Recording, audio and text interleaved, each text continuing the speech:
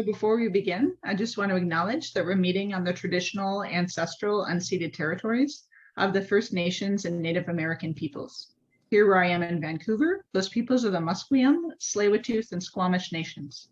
But I know where many of you are, you're on the land of other nations. Always, but especially during this difficult time, let us remember our connection to our sisters and brothers in these nations and pray for the day in which we might be with them in right relationship. And now I'll turn it over to Harold. Thank you so much. Thank you so much, Kathy. That's a beautiful acknowledgement. Just a tiny bit of review. This is the third woman that we're looking at in this series. And if you remember, the first night I was mentioning that it's possible to distinguish I mystics from we mystics. You know, an I mystic would emphasize going within, the interior, you might say, the interior of the soul or the spirit, and emphasizing individual spiritual growth. Whereas a we mystic would spend a little more time looking at humanity as a whole, or the group, or the collective. And some of the women that we're looking at are sort of both. You know, I call them an I-we mystic. It seemed to me that both Srimala, she was the queen, the Buddhist queen we looked at for the first session, was a sort of I and we mystic. And it seems to me also that that's true of Hypatia, the one we looked at in the last session, the one from Alexandria. And now we look at a very clear I mystic, someone who is very content with, you know, going within. And in fact, she pretty much wanted to spend all her time indoors and even in the dark. and she was very reluctant to reach out. However, she did. And for this reason, she thought, you know, her main motivation was to please God, please Allah. And she believed God loves everyone. And in order for her to be pleasing to God, she has to love everyone. So anyone who asked her for help, she would give them help. Anyone who wanted advice, she would give them advice. In fact, she even studied with, you know, a small group of people like Hypatia did, you know, the circle, a special circle of people that are spending time in prayer and in studying scriptures or the traditions of Muhammad. You know, some of you will know something about Sufism. Sufism has become more and more popular in North America, let's say over the last 30, 40 years. And you've heard of Rumi, perhaps, you know, both as a great writer, brilliant writer, as a matter of fact, spiritual poetry, world-class writer. And there are other great Sufis in history. So Rabia was one of the first Sufis, going way back. Like she's right there within about 30 or 40 years of the origin of Sufism or Islamic mysticism. Okay, so what I'm going to do is just go down. One more thing. I distinguished also monistic mysticism from theistic mysticism. So a monist is someone who thinks of ultimate reality as one, and that the goal is to sort of merge with the one. Spiritual growth is getting closer to the one ultimate reality. And you eventually merge with that one ultimate reality. A theist would say something like, God is infinite, and I can never merge with the infinite without myself becoming infinite. And so a theistic mystic is sort of trying to get closer and closer to God, almost in like a communion. In fact, that's a very common metaphor. Mystics who are of the theistic tradition are trying to be in greater communion with God. Okay, so in this series, the first two were probably monistic mystics. Srimala, the Buddhist queen, probably a monistic mystic. And the same thing with Hypatia. She was trying to merge with the one. Okay, now the rest, the next six women that we're looking at are probably theistic mystics. Rabia, and we're looking at two Christian mystics after Rabia, Hildegard of Bingen, who we know more about than any of these other women. because her life was extremely well documented, even though it was sort of hidden from history for a long time. It reemerged, all the documentation. Julian of Norwich, also Christian and a theistic mystic. Mirabai of Rajasthan, Hindu woman, probably more of a theistic mystic. You could say the same of Teresa of Avila, another Christian in Spain.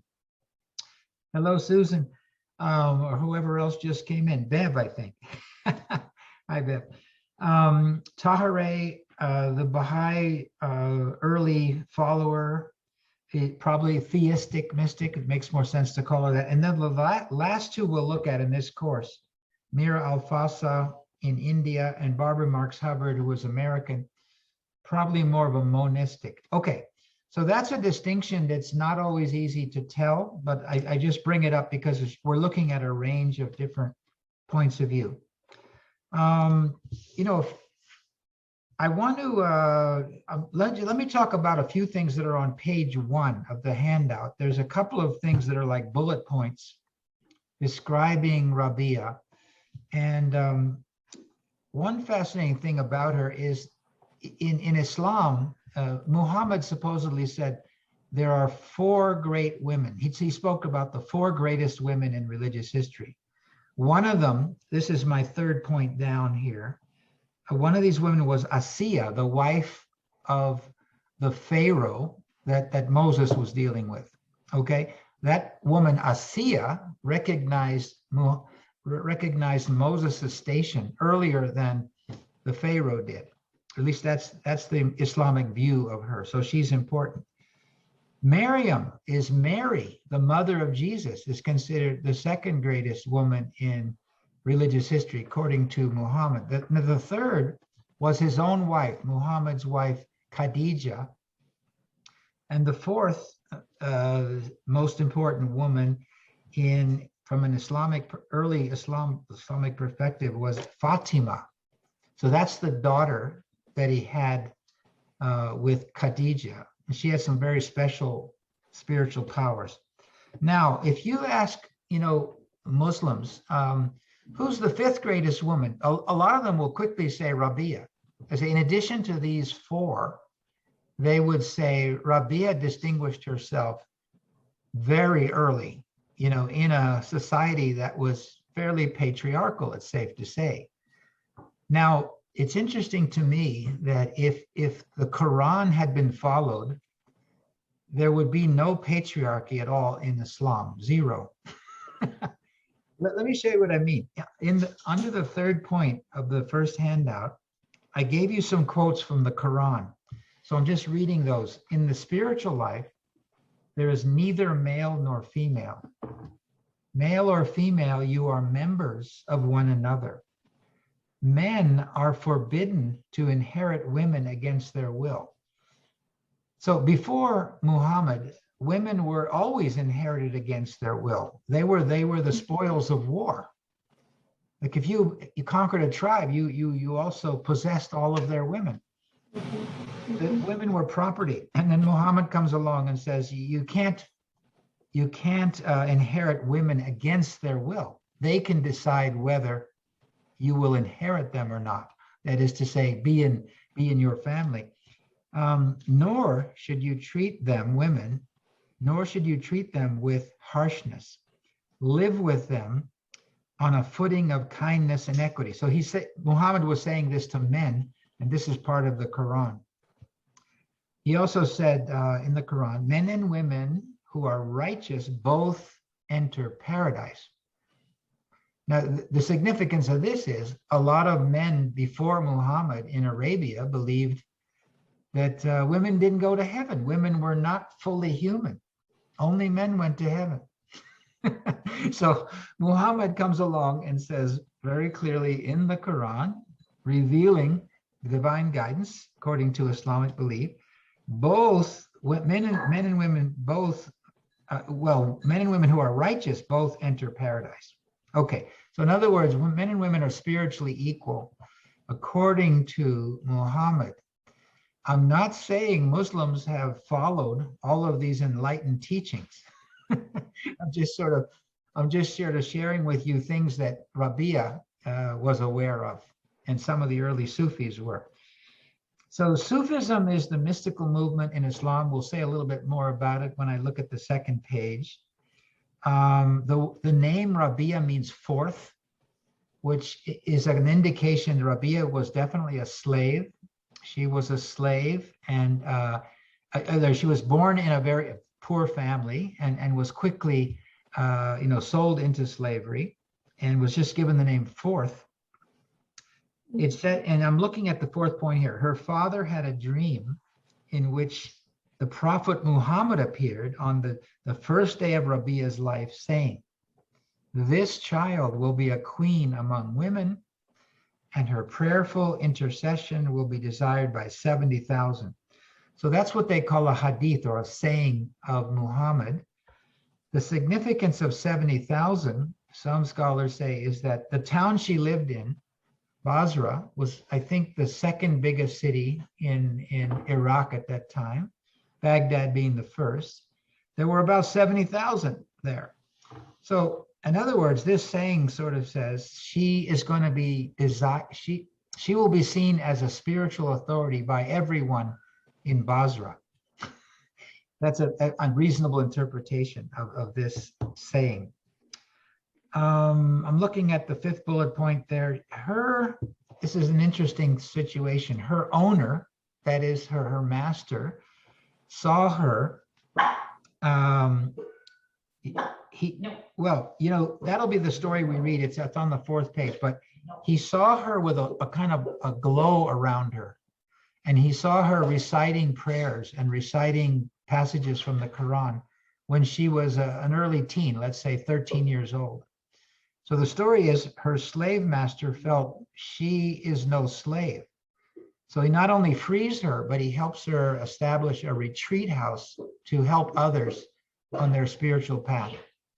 What's interesting is this lady is quite young to be embarking on a spiritual career. She's about 13 or 14. So she's almost like precocious too. This is my word. She seems to be intellectually and spiritually very advanced. She taught herself to read. There's no record that she would have had any opportunity to learn to read. Or she had no opportunity to be taught to read. She just seems to have learned it because she was writing letters and receiving letters very early on in her life, 13, 14, 15. Okay.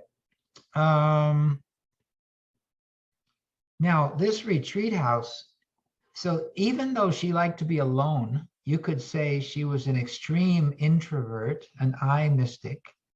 People were attracted to her because she had this joy of living. Like she felt like she's basically in communion with Allah, God, pretty much all the time. So she reflected a lot of joy and radiance, and that's attractive. So even though she preferred to be alone, people are coming to her for counseling, to learn about Sufism, to pray with her, to study, passages in the Islamic writings that are very meaningful to Sufis, mystical writings.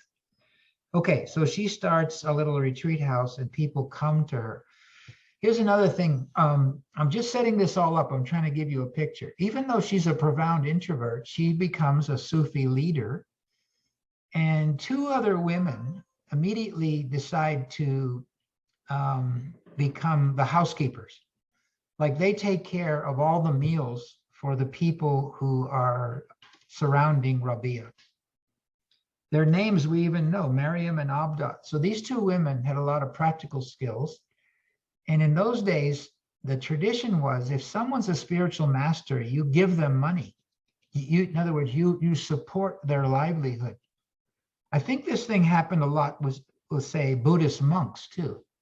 People gave Buddhist monks food, right? And sometimes lodging. And this is not uncommon for spiritual leaders to be supported automatically by the society that appreciates them. So that's what was happening to Rabia. She's being supported. And these two women are taking care of the needs of all her disciples, right? And the household needs of this retreat house. Okay, and then I'm reading about halfway down on page 1. She spent long nights in intimate conversation with God. They say she liked to go up on the roof of the retreat house at night and look at the stars and pray and be in communion with God. And up there, one time someone said to her, and this was in the springtime, during the day in the springtime, someone said to her, why don't you come out and behold the works of God? Because she was inside. And someone says, come out and enjoy the works of God. And her answer was, come in to behold their maker. So this is extremely telling, I think, of her personality. She really wanted to be inside as much as possible, to turn inward. And so she's saying right away, when someone says, come out and see all the beautiful flowers and the works of God, she says immediately, come in to behold their maker, turn inward.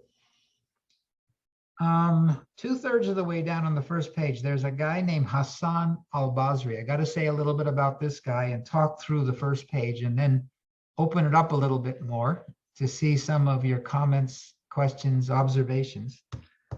Hassan al-Basri is very well respected as probably the earliest Sufi. And so he's a household name, among well-educated Muslims, Hassan al-Basri.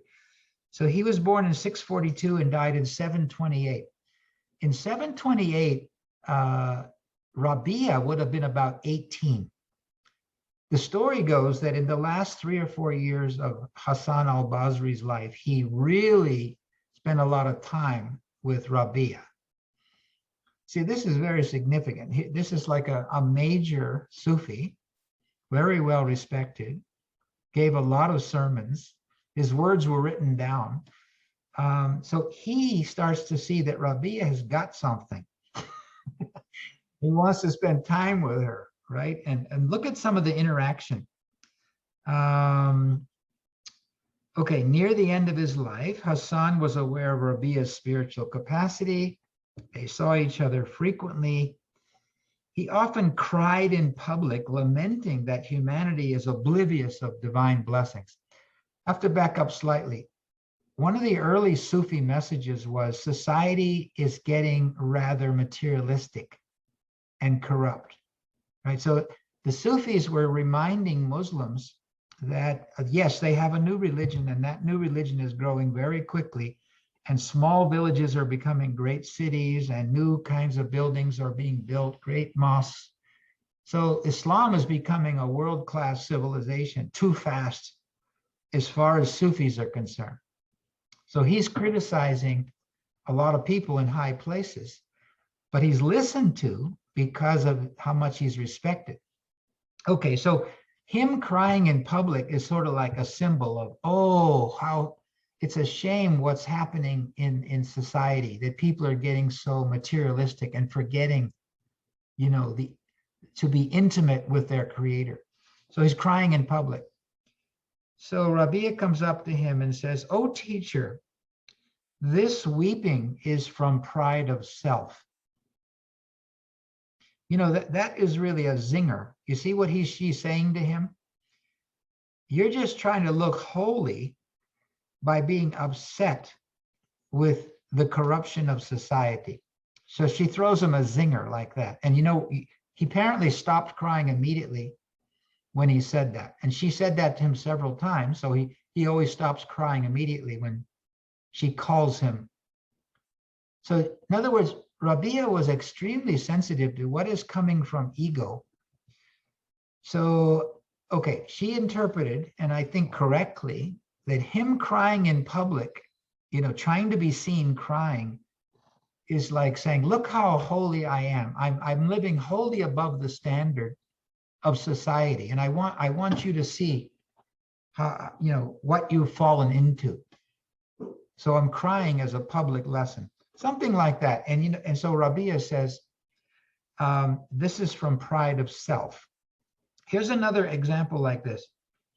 I'm reading down there. Hassan once attempted to show his spiritual powers by keeping a prayer mat afloat on water while sitting on it. So Rabia goes up to him and says, fish float and birds fly, but the real work of saints is beyond these. And again, he gets caught right up and stops doing that, stops showing off his spiritual powers, or how, forlorn he is with the decrepit state of society.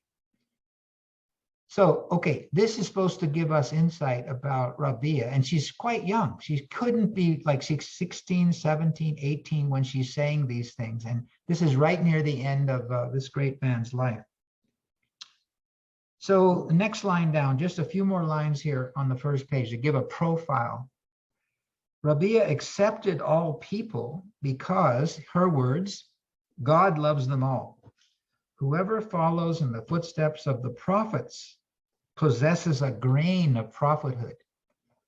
Whoever follows in the footsteps of the prophets has a grain of prophethood. Now, I want to point something out. This course is comparative.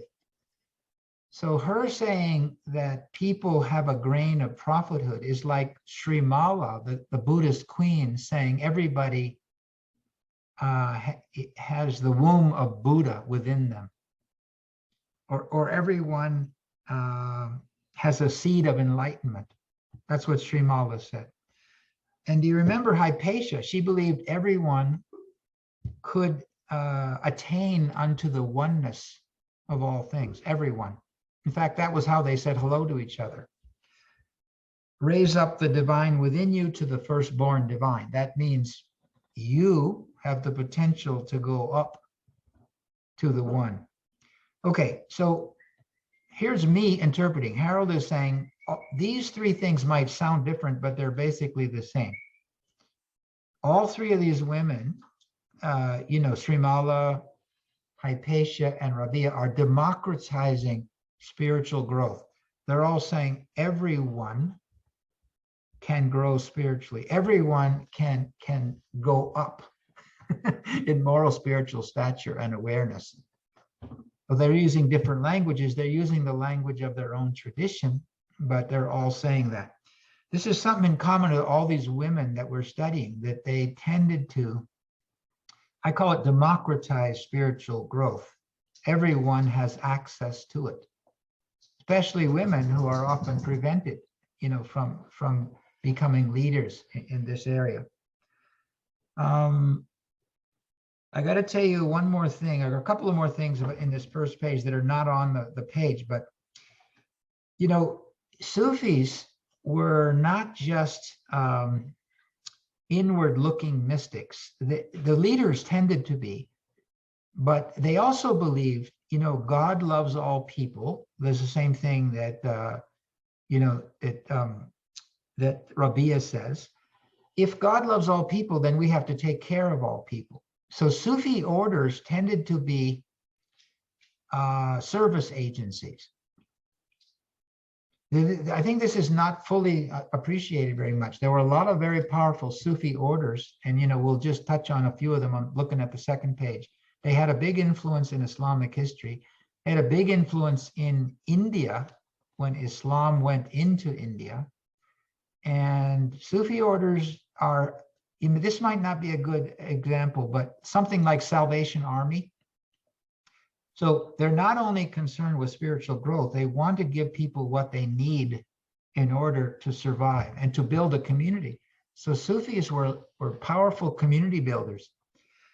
So here's, Rabi'a becoming a Sufi leader almost reluctantly. She sort of wants to just bask in the arms of God all day long and indoors. And instead, what's happening is she's attracting so much attention that she's a community builder. She's building up a Sufi community and a retreat house, and she's working with people to become more literate and study the Quran and study the Hadith and study the mystical writings of other Sufis.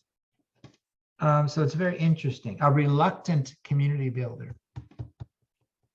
Okay, here's a few more examples. Sorry to, I almost wrote another page, but I decided to spare you another page. But I'm just telling you some extra goodies about her personality. Someone said to her, "What do you teach about paradise?" And she gave a very short, cryptic, thoughtful answer. She says, first the neighbor, then the house.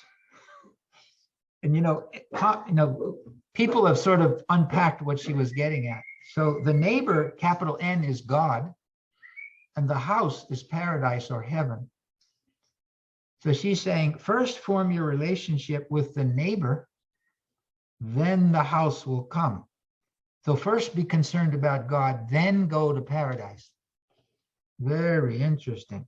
Near the very end, I've given you some of the miracles attributed to her, but I only want to mention one of these. The one right near the bottom, it says, Rabi'a was frequently seen carrying a flaming torch in one hand and a pitcher of water in the other, explaining this, saying, I wish to symbolize that I would set paradise on fire and pour water into hell so that these two veils may disappear, so that no one worships God out of fear of hell or out of hope for paradise, but solely for God's own beauty. So this is really someone who has a sense of spiritual purity. We shouldn't be good just because we're afraid of frying in hell, right? So she's trying to get rid of fear and even hope as motivators, but loving God, loving the beauty of God. Okay, here's another thing she said along the same message. These are her words. Oh, my Lord, if I worship thee from fear of hell, burn me in it. If I worship thee in hope of paradise, exclude me from it. But if I worship thee for thine own sake, then do not hold me back from thine eternal beauty. So that's considered a tremendous example of spiritual purity. Where's that from, Harold? Where are you reading from? I didn't take a note on it. Okay. I know it had to come from this book because, see, this is the book called Rabia the Mystic. It's the only serious study of her life that I know of so far. By Margaret Smith, and I put it in the bibliography on the very first page of the first handout. I had like one or two books associated with each of these women. And so this is from Rabia the Mystic. It's quoted in there somewhere. Sorry about that. I told you one more story. I still have to tell you one more. Sorry. This is a rich man decided to, buy Rabia a huge house full of hundreds of paintings. Like some of the walls were painted. And he gave her 1,000 pieces of gold too, according to this story. So he wanted her to have everything she wanted so she could get her word out and be even more famous and more effective.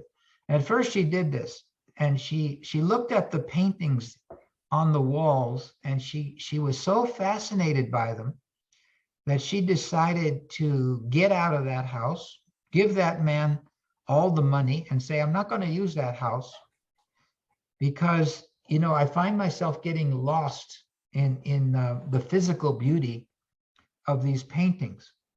And what I really care about is the beauty of God. This is distracting me. So thanks, but no thanks. Anyway, I'm abbreviating the story. But see, this is yet another one of these illustrations about her having a sense of spiritual purity, not wanting any distractions. Wow. Okay. Harold, one more question. Please, yeah. The Hassan. Yeah. Oh, he isn't the son of Fatima and Ali, is he? No, that's another Hassan. Okay. Now, this guy's a Sufi. They keep recycling names in the Middle East, just like they do here. How many Bobs and Joes and Johns do you know? Mary and Maria is very common. That's right. That's okay. Right. Now, this is Hassan Al-Basra, which is the same town as Rabi'a. Okay. Very, very important guy. But in other words, we're getting a sense of her stature. That's why I showed you her interaction. a little bit of her interaction with this man in his later years. Okay, let me go around and ask people, are there initial reactions to her, and how much Sufism are you aware of? I always like to start with Kathy, our host, our co-leader. Kathy, what's your connection with Sufism, and how does Rabia seem to fit within, your understanding of Sufism? Yes, yeah, thank you so much. So I got to go to, Samir and I traveled around Turkey, which was super fun. And we got to go to where Rumi is buried and see some whirling dervishes and see like the kind of the complex there. And it was very interesting because actually, well, it's kind of a longer thing, but at least the way Sufism is practiced now is more conservative than I had realized. So it was kind of different than I imagined, at least in Turkey. So I've studied some of the history, and of course I love Rumi, I love Hafiz. And my good friend Susan, who's here, I believe identifies as a Sufi, and studies with Sheikh Jamal Rahman in Seattle, who's certainly a Sufi and whom I love. So yeah, no, I'm finding this very interesting because I have seen a bit of the more kind of conservative bent of some parts of Sufism, but then in terms of the mystical poetry, I love it, and I find it just really heart-opening. So I'm happy to learn more, and I didn't know anything at all about Rabia. So this is great. Thank you. I didn't understand the service agency aspect of some Sufi orders, right? And I got an insight when I learned about what happened around her, right? So people are attracted who have skills of giving and providing, right? And so, and plus her rationale seemed to be, well, God loves all people. So to please God, I must respond to the needs as well as I can. Susan, anything you're willing to share? Yeah. Yeah, Definitely. To Rabia and Sufism. I have heard the stories that you've shared about her. I have heard many, many times, and I just love how her focus on taking out the ego and the materialism of spirituality, right?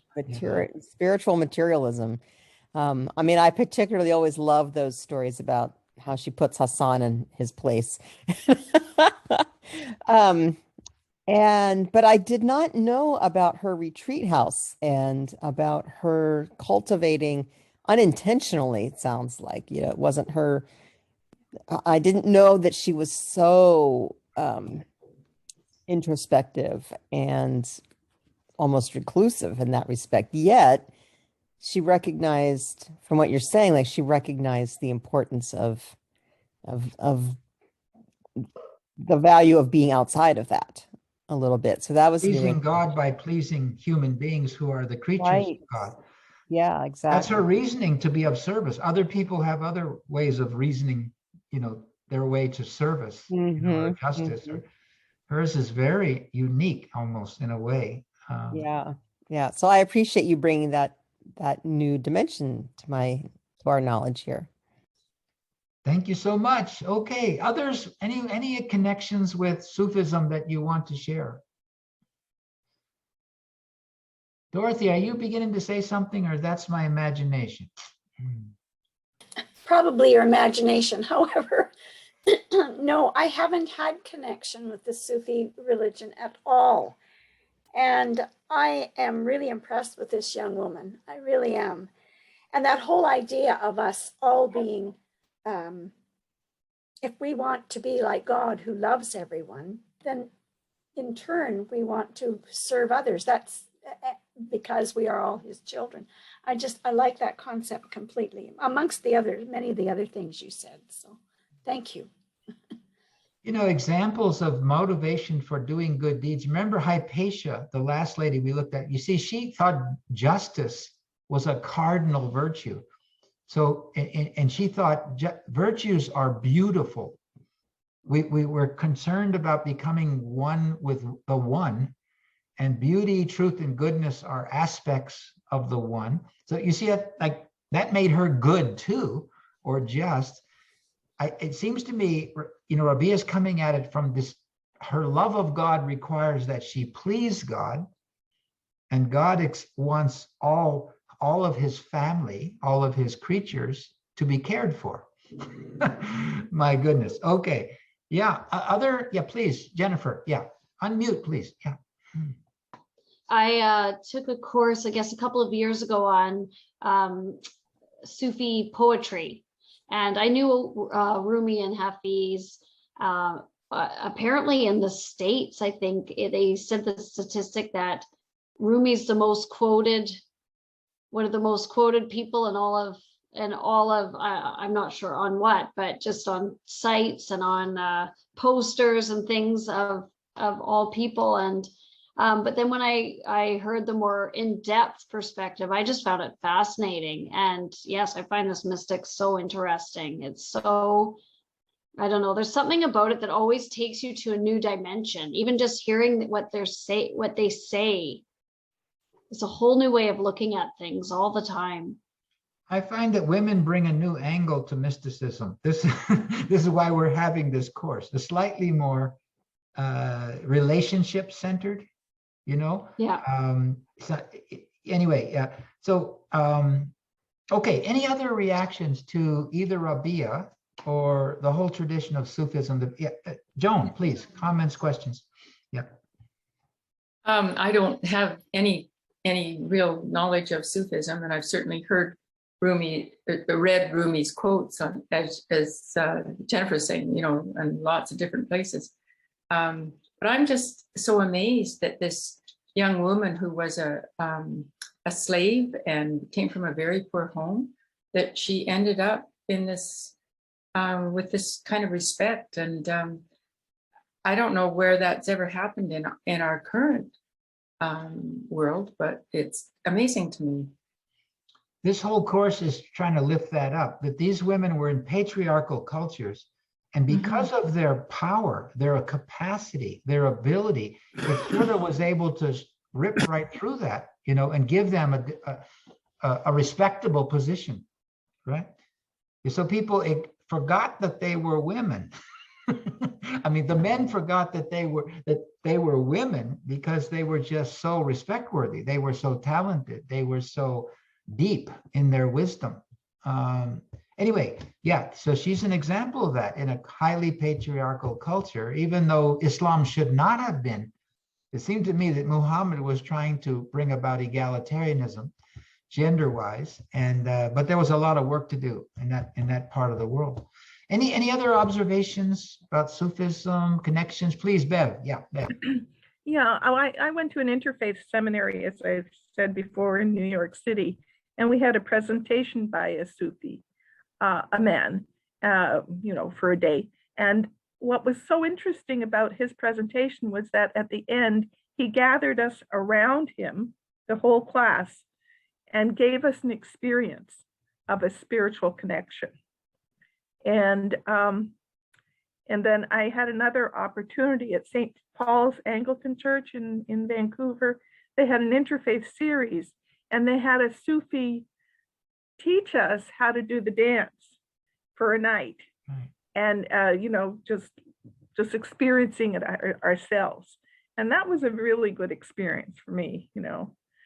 This woman is amazing to me, and I'm just really happy to hear about her. Yeah. Bev, I'm delighted with that comment. I want to turn to page 2 and point something out because of what you just said. I wasn't going to go into detail on page 2, but a 2/3 of the way down on page 2 are two really great Sufis. One of them is more intellectually oriented, Ibn Arabi. And Rumi, you know, you might say is the other one. And he was way more experiential, although he did write.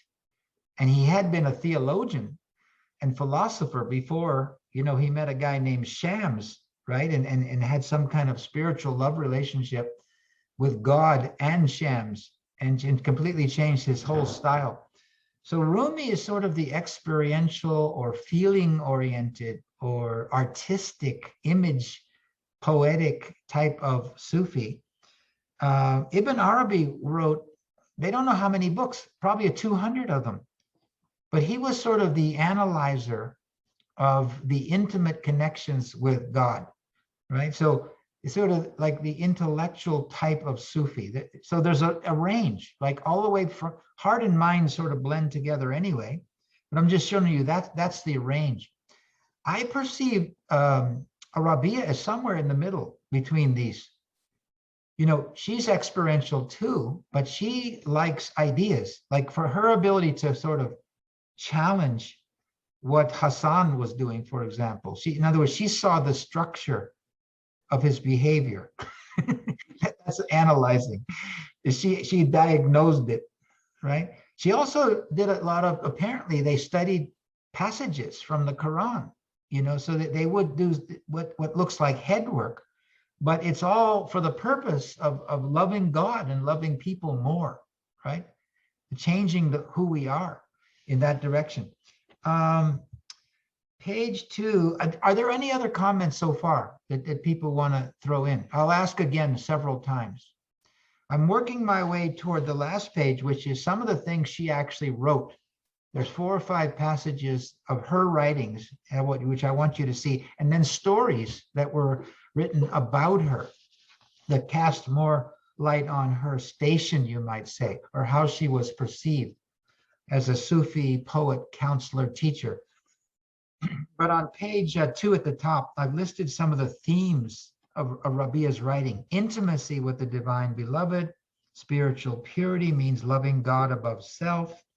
Spiritual purity requires loving God for his beauty alone, not for what he'll do for you, keep you out of hell or put you into heaven. God loves all souls. The divine beauty is clearer in the dark. This is what she actually believed. Somehow she thinks, you know, the visual world is a little bit of a distraction from being one with God. That's how she looked at it. That's sort of part of her, you know, Carl Jung would have said she's an introvert, high on the introvert scale, low on the extrovert scale. But reluctantly, she helped people because God wanted her to. All right. I say a little bit about Sufi sources. Where does the guidance come from? We're not going to look at that too much. I mentioned some Sufi orders that had a lot of historical importance there. I mentioned Ibn Arabi and Rumi. Some mystical passage from the Quran. I'm wondering if, who's willing to read? Besides, I can always pick on Kathy, I know that. Jennifer, would you read the first half of that passage at the bottom of page 2? Okay, behold. Yeah. And don't forget to unmute. Unmute, yeah, please. The whole thing or just the half of it, half of it. Okay. Behold, in the creation of the heavens and the earth, and the alternation of night and day, and the ships that sail on the sea to profit the people, and the water that God rains from the skies, thereby enlivening the earth. Therein are signs for a discerning people. With God are the keys of the unseen. God knows what is on the land and in the sea. There is not a single grain in the darkness of the earth, nor anything withered, but is in an open book. God is the light of the heavens and earth. Oh, I wanted to stop there first. Sure. Because that's one sort of continuous passage. It's talking about signs.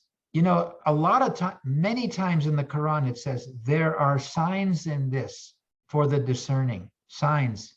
So it's like God is asking you, find the signs, see the signs. What does this tell you? And then the word keys are here. With God are the keys of the unseen. God, I'm going to help you see the unseen, the invisible, the spiritual realm. Another line here is about everything, even, you know, a single grain in the darkness of the earth is an open book. You see, so in other words, you know, Sufis like to, you know, contemplate. So these are lines that make them contemplate. Let's look for the signs and the keys and read the open book of our experience. Rumi's writing is sort of like everything's an open book. You know, a shoemaker, a fisherman, a farmer, a mother taking care of a baby, changing a diaper. all of that are signs for those who are attuned to the spiritual world. Okay, so that's the sort of Sufi or mystical dimension of that type of a passage. Can you read the next passage then? God is the light of the heavens and the earth. Jennifer, willing to continue? Yeah. God is the light of the heavens and the earth. The likeness of God's light is a niche in which is a lamp. The lamp is in a globe of glass. The globe is a shining star lit from a blessed olive tree, neither of the east nor of the west. Its light deeply luminous, even if fire does not touch it. Light upon light, God guides us to this light. So this is in the 25th chapter or surah of the Quran. And this is another one of the passages that Sufis pick out and love to contemplate. What does this say? What does this say about the nature of reality? What does this say about the soul? What does this say about light? On and on and on. Let me show you the third page.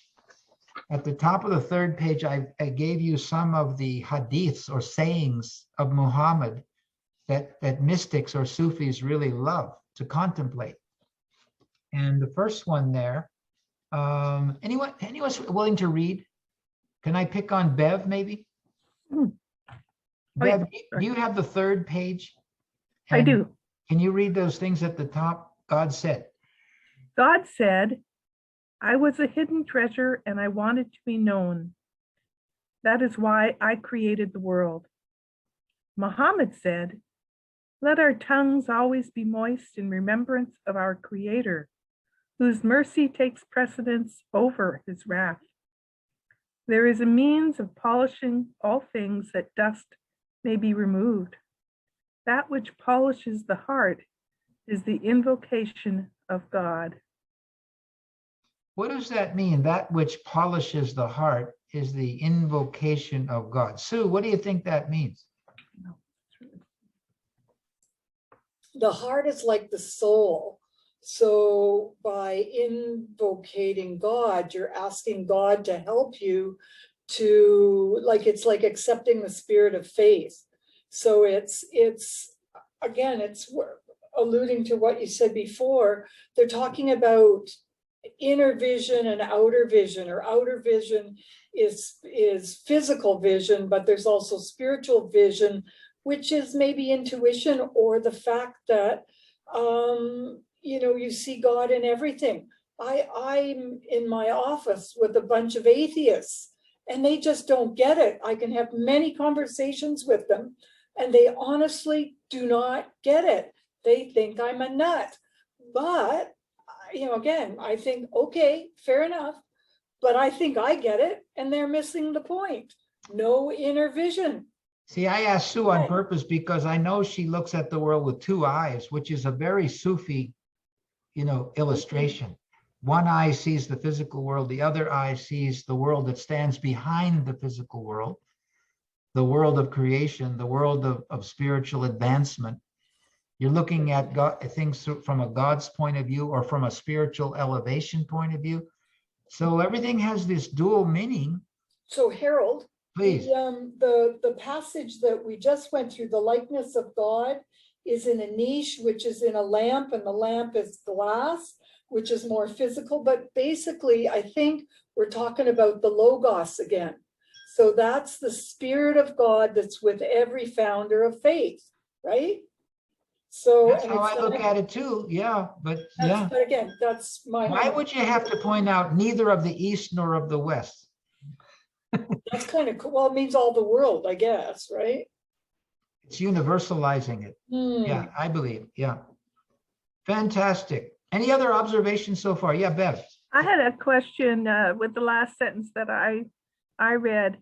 That which polishes the heart is the invocation of God. Is that meaning the invocation of God polishes the heart?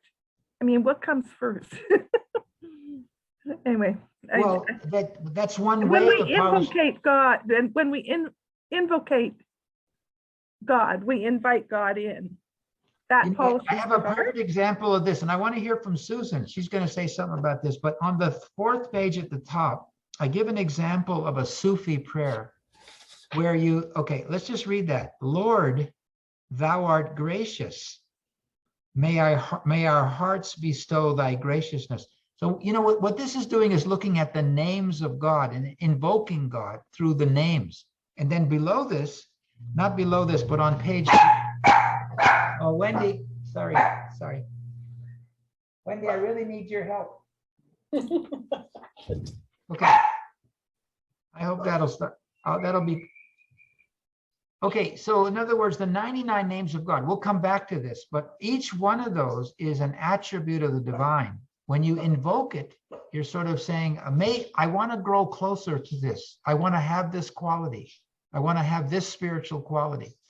Okay, back to where were we? Okay, Sufi prayer on top. Yeah, please. Harold, there's the Baha'i invocation that's, oh God, my beloved, my heart's desire.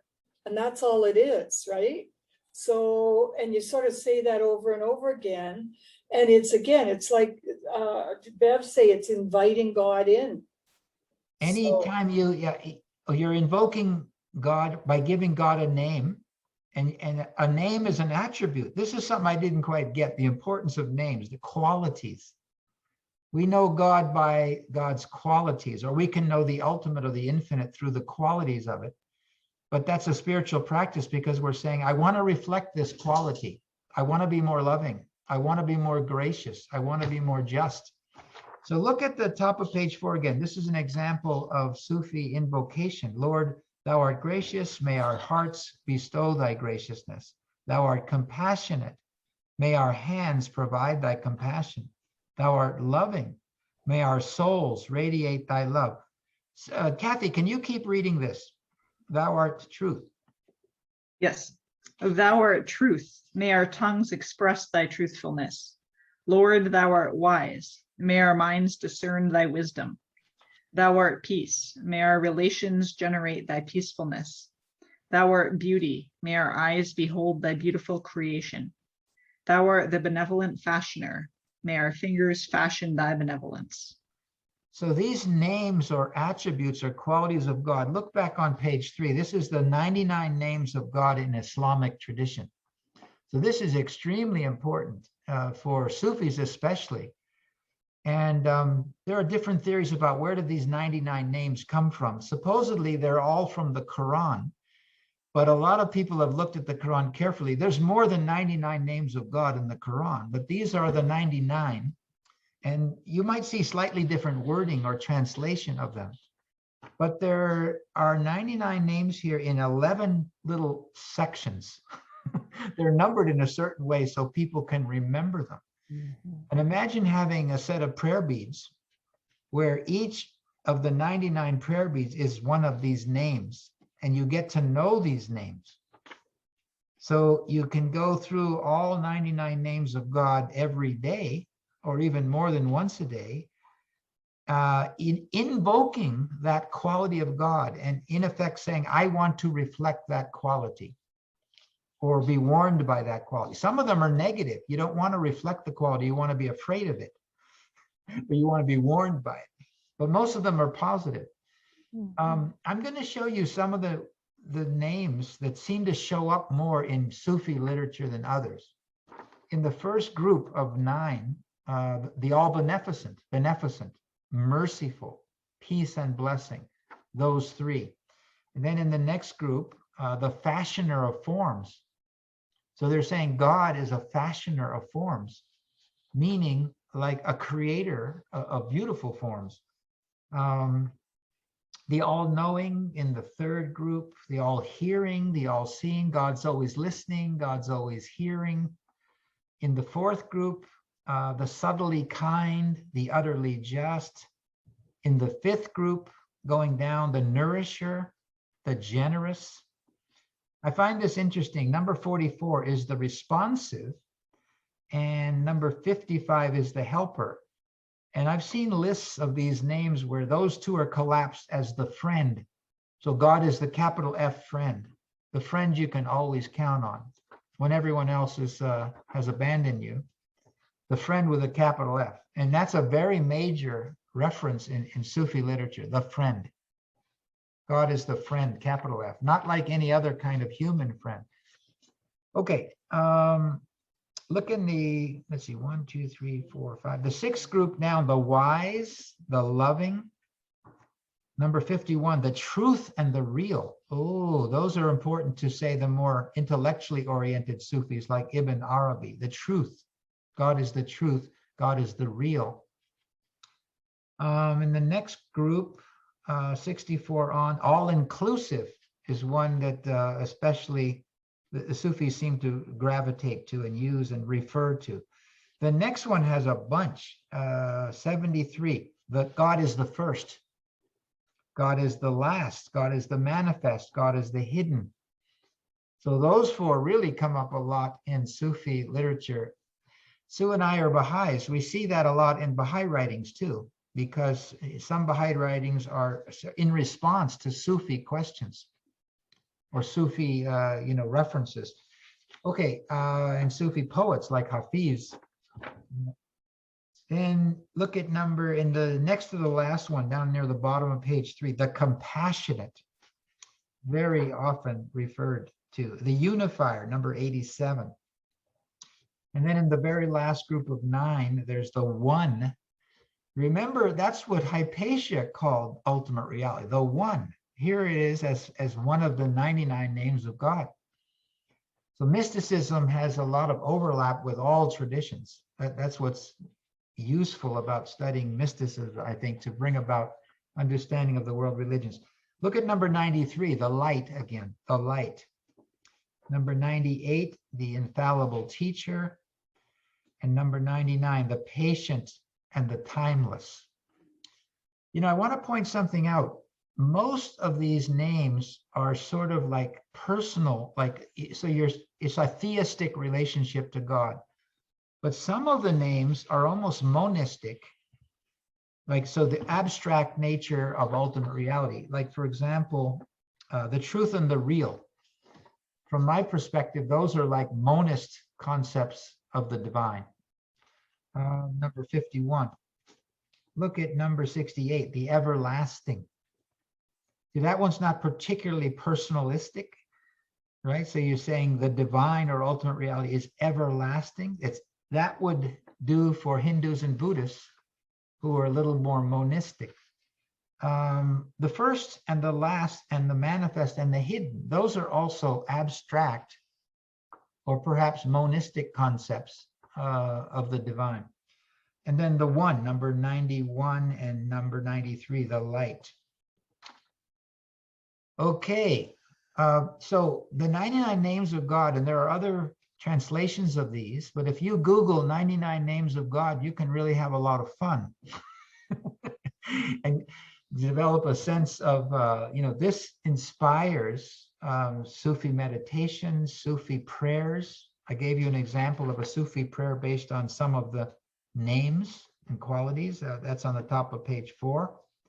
You could start to make your own depending on which of the names or qualities you're working on. Maybe you're working on patience. You could sort of design a meditation or a prayer just to teach you patience. And then you could use all 99 every day with prayer beads, like a sort of review, the way a musician would work on the scales, the musical scales, just to keep in tune with his or her musical powers and capacities. Any reactions to the 99 names?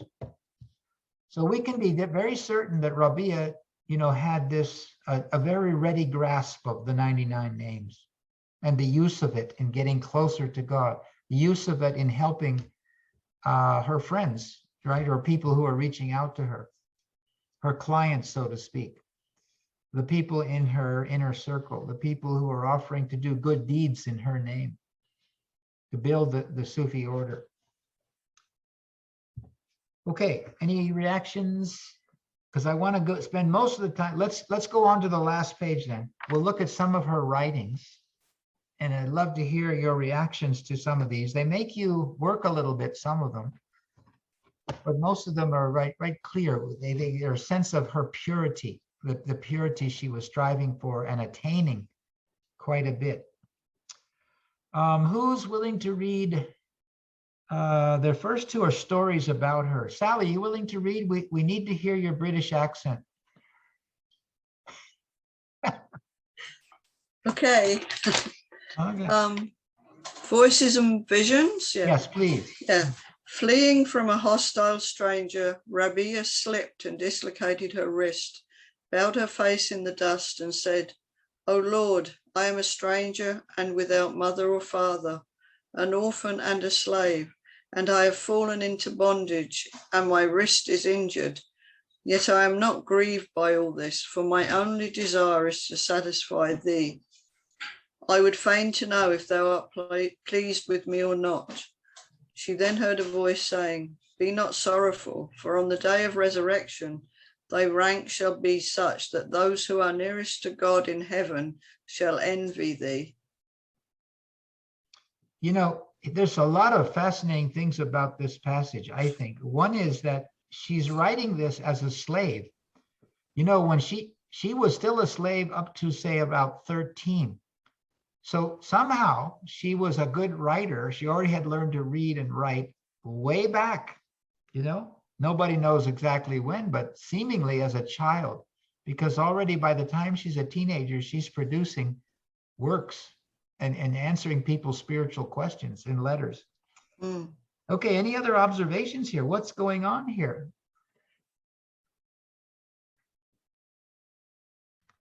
Well, I don't know if this is a helpful observation, but I'm just thinking it seems like being in God's presence is such a strong experience for her that I think I'm having a bit of a chicken and egg question here, of like, was she born with this ability to tap in, to have this kind of communion with God, and that's what made her prize it above all, or like, how did it work? Or was she already so pure of heart anyway that that's why she could connect with God in this way? So I find it so remarkable that even when she's, 13 or younger, that this is her reaction to even having all these things happen to her, that she's so connected to God. And I'm kind of, not like we could know that, but how did this happen?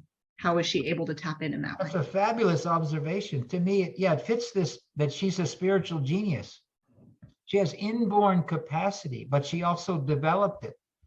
She's also mentioning some suffering here, I broke my wrist, but I'm not grieved by this. She doesn't ever hardly feel any real agony because she's always got God right there, that she's talking to him.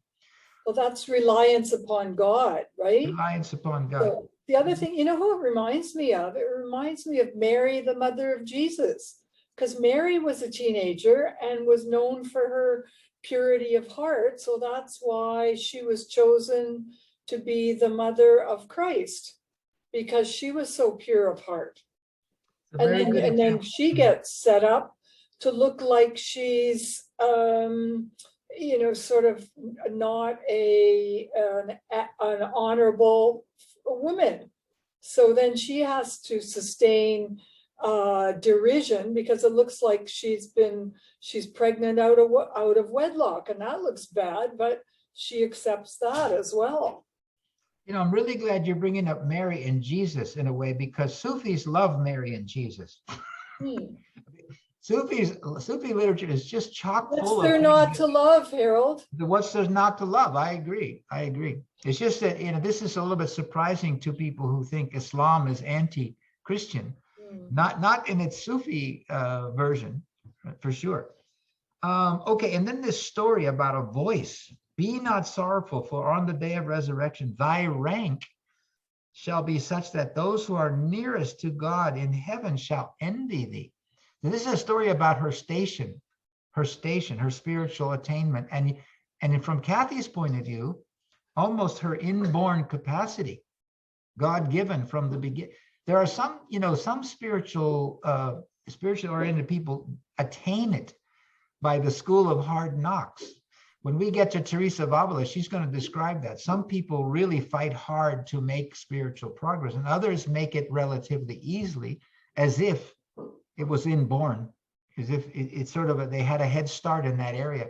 The same with music or some other difficult thing. Some people do it well at an early age. right? And others have to develop. Okay, there's another story. Who else is willing to read the second story here? This is about her being freed by her master. I think I already told you one version of it. I can do that if you want. Do you want me to Please, read? please, yeah. Okay, early liberation. One night her master awoke and saw Rabia through a window, head bowed in worship, saying, "O my Lord, thou knowest that the light of my eye is in the service of thy court. If the matter rested with me, I should not cease for 1 hour from thy service, but thou hast made me subject to an earthly master." While she was still praying, her master saw a lamp above her head, suspended without a chain, and the whole house was illuminated by the rays of that light. When the day dawned, the master called Rabia and spoke to her kindly and set her free. That's the story. My goodness. Who told that story? Well, you know, I can't say for sure unless I would reread very carefully this book by Margaret Smith. That's where I got everything out of this. But these are like, so these are stories about, you know, the early mystics who were women, some of the mystics who are women in Islamic tradition. But she really spends a lot of time on Rabia in this book. So another thing I noticed is she's young, and yet she's saying this very sophisticated little discussion with God. I should not cease for 1 hour from thy service, but thou hast made me subject to an earthly master. And the master hears this. So he says, what kind of a slave is this? I'm freeing her immediately. So the story says, not only he frees her, but he gets her started with her retreat house. Quite amazing. Okay, yeah, I think, you know, Kathy's question is really making me look at this in a slightly different way. How much of this is inborn? Because she does seem so spiritually mature and eloquent at a very young age. She couldn't have been more than 16, 17, 18 when she was talking to Hassan, right? And getting his attention and making him realize he has more to learn from Rabia. Okay, other people willing to read? Kathy, I'm going back to you again. Sure, no problem. All right, can you read where it says the divine intimate? Yes. Divine intimate, O my joy and my desire and my refuge, my friend and my sustainer and my goal. Thou art my intimate, and longing for thee sustains me. Were it not for thee, O my life and my friend, how I should have been distraught over the vast spaces of the earth. How many favors have been bestowed, and how much thou hast given me of grace and assistance. Thy love is now my desire and my bliss, and has been revealed to the eye of my heart that was athirst. I have none beside thee, who dost make the desert bloom. Thou art my joy, firmly established within. If thou art satisfied with me, then, O desire of my heart, my happiness has appeared. Yeah, I noticed something for the first time right now when Kathy was reading this. I never noticed before. It says, if it weren't for you, God, my friend, I would have been distraught over the vast spaces of the earth. Remember, she didn't like the outdoors. Maybe she was an agoraphobiac. This seems funny to be using this word. I think she preferred indoors, enclosed spaces. And dark. If it weren't for God, she would have had trouble going anywhere that was not indoors. But she traveled. She traveled all the way to Mecca. That's a long way from Basra, right? When she went to on pilgrimage. What else do you see in this? First of all, her language is really good. Even in English, this sounds good. It must really sound good in Arabic or Iraqi. Please, Jennifer. Well, just when you were saying that about how she always wanted to be indoors, it reminds me a bit of some of the desert mothers and fathers who would put themselves in cells, or some of them would say things like, I sat beside the river but never turned that way. They had lived for 20 years beside a river but faced the wall instead. Like it, you know, it's interesting that some of these incredibly spiritual people that have set themselves aside have similar experiences. You're making me think that introverts, before we had that word, took, often became monks. Yeah. Or lived alone, right? And that was their spirit, that was their social role. That was their permission to do so. Yeah. Turning inward because that's what's natural to them. My goodness.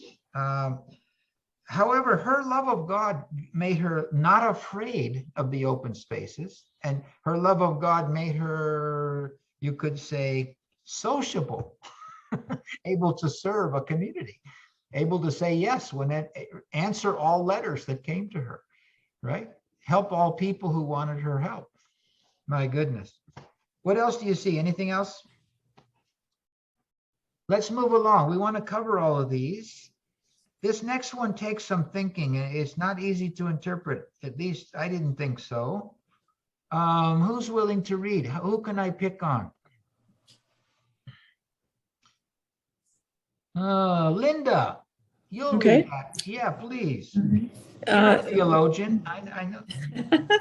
Thou art enough, O my Lord, whatever share of this world thou hast ordained for me, bestow it on thine enemies. And whatever share of the next world thou dost give me, give it to thy friends. Thou art enough for me. What is she saying here? How would you say it sort of in ordinary language? Anyone have an idea about that? She's maybe making a distinction between the spiritual and the material, and the spiritual strongly outweighs the material. So, basically the rich people of the earth think that they're well off, and really it's the humble, sort of not materially rich who are often the more of the spiritual giants. You're reminding me, Sue, about Jesus. The first shall be last and the last shall be first. It's counterintuitive, kind of what she's saying. The first line I interpret to mean, I don't want very much. Thou art enough. That's why this has the title. In fact, all I need is what you would give your enemies. That's how little I want. Then in the next line, she says, and whatever share of the next world you're going to give to me, give it to thy friends. It kind of reminds me, Harold, of what you said earlier of when her friends would call her out and say, behold all of this glory that God has made. And she says, I'd rather, come inside and behold that who made it. So yes. No matter what rewards, no matter what blessings God gives me on this earth, or what rewards may there be in the future, those things matter not compared to the source of those. The source is the only thing that matters to me. To me, it sounds like you have an inside track on how Rabia thinks.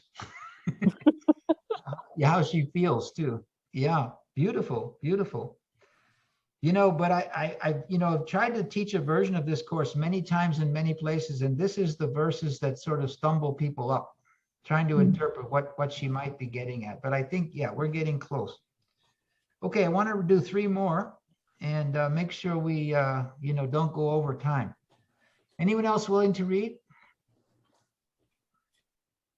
Bev, please unmute, and could you do this "Thy will be done" one?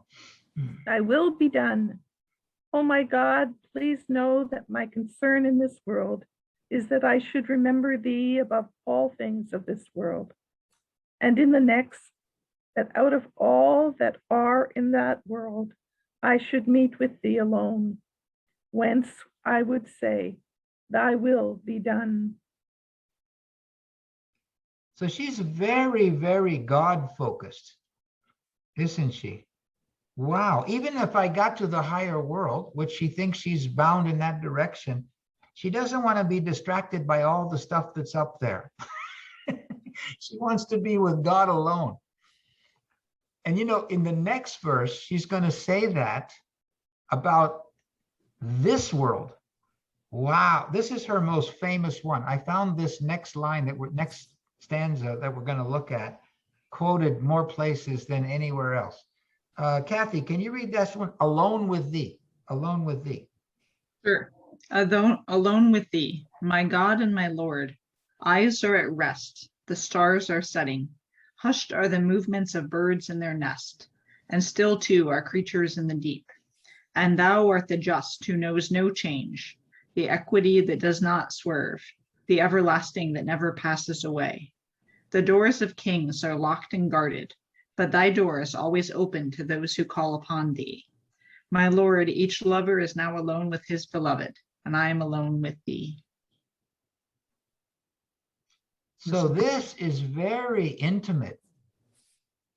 You know, this is almost using romantic imagery, talking about, you know, ordinary people, husbands and wives are with each other because it's nighttime, they're in bed, and I am alone with thee. She spent a lot of time up on the roof of that retreat house at night, looking at the stars, all alone. And this sounds like this is another thing I noticed I never saw before. You know, a lot of the language here is not only personal, but also abstract. Thou art the just who knows no change, the equity that does not swerve, the everlasting that never passes away. But then she turns God into a lover, like a personal lover in the very last line. I find this quite amazing. Other observations here.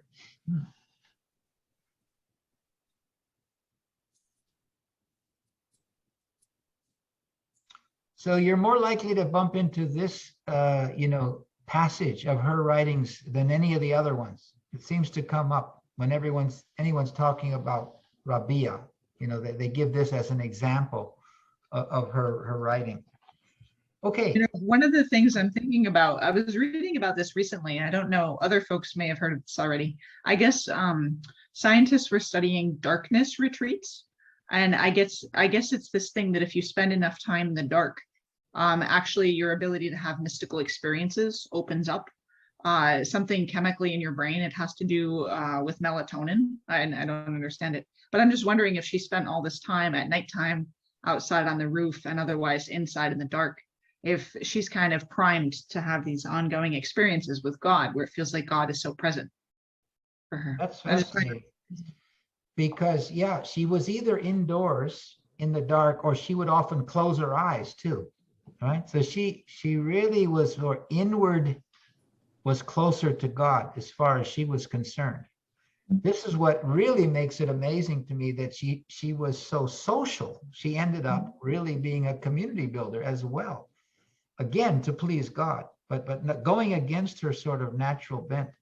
That's, you know, what about these flotation tanks? You can spend money and float in a tank, right, in the dark, right? And that's a way of reducing tension, you know. And I hadn't heard this part about, well, that might improve the odds of spiritual experience as well. Wow. Yeah. Can I say something? Please, Linda. Hmm. Just recently, there's some Bible passage, I don't know what it is, but I heard somebody commenting on it where it might be from Proverbs or something like that, but it's choose wisdom instead of light. And that seemed really odd to me because, you know, it's always in the Bible about seeking the light, but it was a minister who was giving a little bit of a devotional. And so his interpretation of that was, you have to go into the dark to find the light. And so you have to trust in the mystery, trust in the mystery and be willing to go into the mystery and into the dark in order to find the light. Contrast then. Oh my goodness. You know, you remind me of something else, a feature of the 99 names that I didn't bring out. Can you go back to page 3? If you've got them all printed out, I want to show you something. You know, some of the names of God are a little bit dark. Let me point them out to you. Look at number 20, the restrainer. Number 22, the abaser. Number 25, the giver of dishonor. 28, the judge. 40, the reckoner. Oh, look at 61, the destroyer. This is one of the names of God. You know, in Hindu mysticism, they have the creator, the sustainer, the transformer, or destroyer, depending on how you translate that. Wow. So that's the Trimurti, the three forms of the divine in Hinduism. Here it is. The destroyer is one of the names of God. Are there some more like this? Oh, look at number 81, the avenger. The avenger. And number 72, the delayer. In other words, some of the aspects of God are inconvenient or downright disturbing or dark, right? So, you know, anyway, some people, some Sufis and some other Christian, or not Christian, but Islamic theologians emphasize you have to look at all of them to get a balanced view of ultimate reality. All of them. Don't just pick on your favorite attributes. So look at the whole picture. Dark, or even encountering evil or temptation, right, is part of spiritual process. That's really emphasized by some of the other women mystics we'll look at in this course. Purgation, or, you know, actually confronting your own temptations to clean out, right? You should see what Teresa of Avila says about that. You just wouldn't believe it. Yeah, she wants you to wallow in the dirt and in foul-smelling things so that you can become more pure. How's that for paradox? Right? That's an extreme version of that discipline. But anyway, that's a little bit of what's being referred to here, I think. Okay, let's just do one more, make sure we finish before we run out of daylight. I lost my page. Where is it? Oh, here it is. Okay. Anyone else willing to read who hasn't read? Okay, Kathy, departing from this world. Can you read that story? I can, yes. Departing from this world. Death is a bridge whereby the lover is joined to the beloved. It's a Sufi saying. At her last moments, many pious folk were sitting around Rabi'a, and finally she bade them, rise and go out for a moment, leave the way free for the messengers of God Most High. All then rose and went out, and when the door was closed, they heard Rabi'a making her profession of faith. And they heard another voice saying, O soul at rest, return to thy Lord, satisfied with him, giving satisfaction to him. Enter among my servants and enter into my paradise. I got to back up and get a little background. You know, it says here, she's making her profession of faith. So this is Islamic tradition. You're supposed to say sometime before you die, there is no God but Allah. There is no God but the God, the one God, and Muhammad is his prophet. So this is tradition. You're supposed to do that. Make your profession of faith. And now by this time, Rabi'a is about 90 years old. How many people would want to be near her when she's dying? A lot of people. So this is the assumption here. Even though she's an introvert, she's very famous by this time. And so people are there. And then she says, she's saying something that's not impolite. She says, okay, my time is getting near. I want to say the profession of faith to God directly. I don't need company. So I'm translating. She says, rise and go out for a moment, leave the way free for the messengers of God Most High, Muhammad, Jesus, or whoever is going to come to me. And then this voice again. A lot of stories about her seem to have this voice, as if she has a special station, God sends a messenger, or God actually speaks to her directly. Any observations here?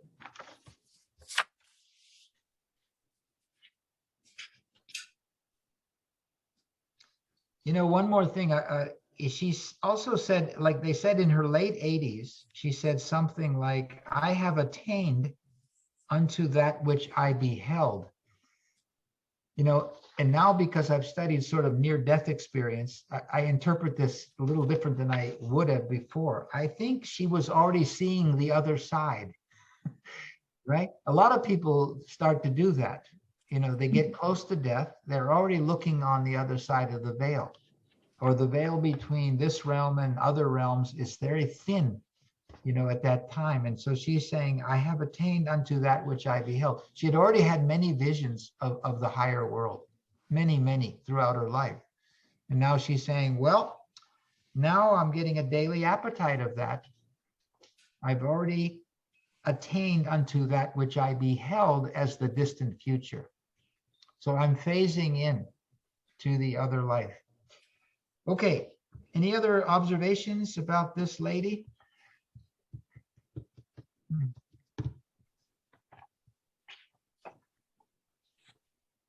Gosh, I'm thinking it's amazing that she's the fifth most holy woman in Islam. I'm like, wow, the other four they must have been really No, the advanced. fifth, not in rank, like in order. So in other words, Muhammad was sort of given an historical timeline here. Way back with Moses was Asiya, right? And then with Jesus, 600 years earlier than Muhammad, was Mary. Now we have two great women in my own lifetime, my wife Khadija, first wife, and my daughter Fatima, who had very special spiritual powers as well. You know, she's another study for you. She was not afraid to tell the first few imams where to get off the boat. Like, she was incredibly assertive and strong. It's an interesting model for people in Islam to have that strong, assertive woman who was Muhammad's daughter. So then, no, this is saying the fifth who came next in history. So that would be, she's about 200 years after Muhammad, right? Yeah. That makes sense. Okay. Thanks. You know, okay, I want to give you a quick preview. We only have 2 minutes, 1 minute left. Hildegard of Bingen is next week. Oh my goodness. Is it next week? No, did I say next week? Next class. So I mean, October 27th, 2 weeks from now, we'll look at Hildegard of Bingen. There's such an embarrassment of riches about her now. There are tapes of her music. She wrote a play, a musical play. She wrote a very sophisticated theological treatise. She wrote direct accounts of her mystical experience going back to when she was pretty young as well, and almost died a few times. And then she became a powerful woman, strong enough to argue with popes, right? And to critique kings. But yet she would say things like, I'm just a humble woman. But then, so she's quite, you know, all across the board, lots of different qualities. And she had a full-time biographer from about age 30 on. So in other words, someone is paying attention to her for 50 years, collecting all her stuff. But all of the stuff was hidden about Hildegard until 1960 or 70, when suddenly a couple of people started finding her, including Judy Chicago, who did this great artwork called The Dinner Party, inviting some of the greatest women of religious history to a party, including Hildegard. I think there's 33 women in the dinner party of Judy Chicago. So one of them's Hildegard, and people says, who is that? You know, they knew some of the other ones and didn't know Hildegard. So she got started to be known. Then they started releasing her publications 800 years earlier. So she was like, She also had recipes for cookies. I hadn't heard that too. Oh my goodness. Okay, we're going to look at Hildegard 2 weeks from now. Maybe to research her yourself. What angle do you come to an appreciation of her from? There's many different possibilities.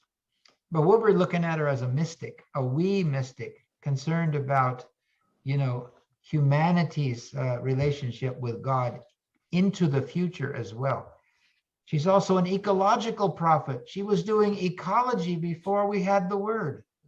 Oh my goodness. Okay, see you in a couple of weeks. Thanks, Harold. Thanks, Thank you. Harold. Thanks so Thank much, you. Harold. That was great. Harold, are you Awesome. on Vancouver Island now? No, this is my intermediate place. I'm still in Abbotsford, Okay. but I'm in a different room. I'm in the basement suite of a mansion. Oh, And it looks kind of like this. Wow. Yeah, no, I'm not there yet. Maybe in April and Okay. or May, I'll be on Vancouver Island. great. Great. Thank Thank you so you. much. Thanks. Bye, everybody. Thank you. Thanks. Bye, everybody.